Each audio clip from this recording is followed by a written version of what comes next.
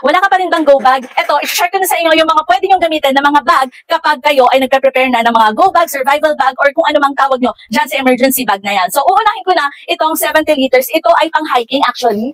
Ito, pang-hiking talaga to. Pero yun kasi yung maganda kapag nagpe-prepare kayo ng mga go bag. Kasi ako nagre-research nga ako kung ano nga ba yung mga kulang ko pa sa mga go bag, ganyan-ganyan. Tapos meron din ako nakita na gumamit sila ng luggage. So hindi ko naman kayo dinidiscourage na gumamit ng luggage. Pero kasi kapag ganyan na mga go bags or emergency bag, ang isa sa, sige, anin natin yung pros and cons. Ang isa sa maganda or advantage kapag gumamit kayo ng luggage, syempre mabilis nyo siyang mabibitbit. Kahit gano'n siya kabigat, hihilahin nyo lang, okay na. Pero isa kasi sa disadvantage naman ng luggage, what if kailangan nyo umakyat ng mataas na area. So, ang hirap niyang bitbitin kasi kailangan nyo pa siyang hilahin or gano'n di ba? So, kailangan kasi kapag magawa kayo ng go bag, free ang inyong dalawang kamay para kung ano't ano man, kung kunyari may debris na mahuhulog, maiiwasan nyo, magagamit yung kamay nyo pang protect sa inyong sarili.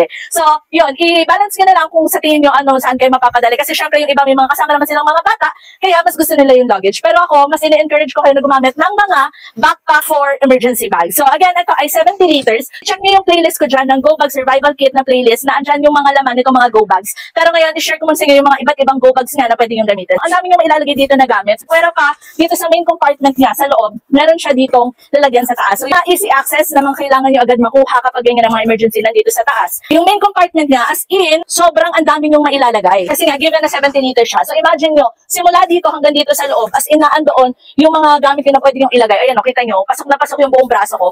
Tapos, pero pa doon, meron din siya ditong lalagyan, meron pa siya dito, meron din siyang malaki ditong lalagyan or pockets dito sa kanyang dalawang gilid. O, di ba? So, sobrang dami nyo talagang ilalagay dito. So, again, this is 70 liters. Siyempre, meron pa kayong mga documents, yung mga malalaki, di ba? Yung iba, long folder pa yung haba niya. So, kasya-kasya siya dito. And lahat na talaga ng mga kakailanganin nyo ay pwede nyo ilagay dito. So, ayun dyan. So, nandyan yan sa yellow basket. So, ito yung unang bag. So, ito naman yung pangalawang bag na mai-share ko sa inyo.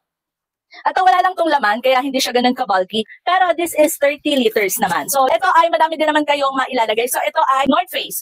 Actually, ito hindi naman to yung original na bag. Kasi sa totoo lang, ako hindi naman talaga ako ma-branded na tao. Kailangan ko yung at least magagawa or may bibigyan niya sa akin yung purpose niya. Pero yun nga lang, syempre, iba pa rin yung quality na original. Pero since ngayon na kailangan nyo pa rin ng mag-prepare at hindi pa kayo kunyari nakakabili ng mga original, tuloy pa rin naman yung ganito kasi it serves its purpose pa rin naman. O, diba? So, ayan, ito din, maganda din to. Madami siyang mapaglagyan ng mga bulsa. So, unahin na natin, syempre, meron dito sa gilid, dalawa na mga pockets, and din siya dito sa unahan, mga easy access. O, then din siya another dito. Ito yung ginagamit talaga namin pag nagta-travel backpack na ito mismo ha, as in matagal na tong bag na to sa amin. So, meron pa siya dito sa taas, meron pa siya dito, 1, 2, 3, ito, meron pa siya dito. And pero pa dito, sa pangatlong to, is meron pa siyang as in yung pinaka-main compartment niya. So, bali, 4 na malalaking zipper na pockets and yung dalawang nasa gilid. So, ang dami niyong mailalagay. O, di ba, sobrang laki nito. So, nadalakin kayo dun sa 70 liters, pwede din naman tong 30 liters. Ang third bag na maisa-suggest or may-share ko sa inyo na pwede nyo gamitin as go bag, ayan, for sure nakikita nyo na to sa ibang mga videos. Kasi again, itong bag na to is yung para talaga kayo magta-travel. Kasi ito yung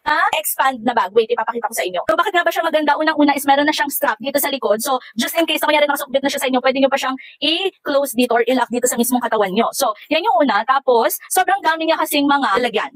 Ang dami niyang lock na ganyan. So, unahin na natin itong unahan. Ito yung pinaka-easy access nyo na pocket. Tapos, meron pa siya dito. So, ito yung mga pangalawa. So, pangatlo is, laki-laki ng pwede nyo ilagay dito, di ba? So, pwede nyo pa siyang malagyan. Halimbawa, may mga important kayo na mahahabang mga gamit like ball pen, scissors, pwede nyo siyang ilagay dyan. Suppose, ito na yung pinaka-main compartment niya. Ayan. So, nilagyan ko lang dito para lang may siya. Sa main compartment, ito na nga yung para kayong merong luggage. Kasi ayan, madami kayong pwedeng ilagay. At hindi lang yan, ayan, may kasama pa siya na ganito. So, halimbawa, meron kayong power bank sa loob para hindi naman kitang-kita yung power bank nyo. I-connect nyo lang to dito sa pinakagilid niya. Para dito na kayo mag-charge. So, ito kasi ay expandable, which is yun nga yung ginagamit ng mga travelers. So, ito yung kanyang pinaka-zipper. Ewan ko kung makikita nyo ng maayos dito.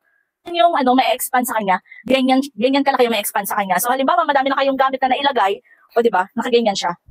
So, may expand siya ng may expand. Tapos, pero pa doon, ito ang pinaka-importante, lalo na sa mga naka-work from home. So, paano kung meron kaming laptop? Ito yung maganda naman dito. Meron kasi siyang compartment na dito sa pinakalikod ng laptop.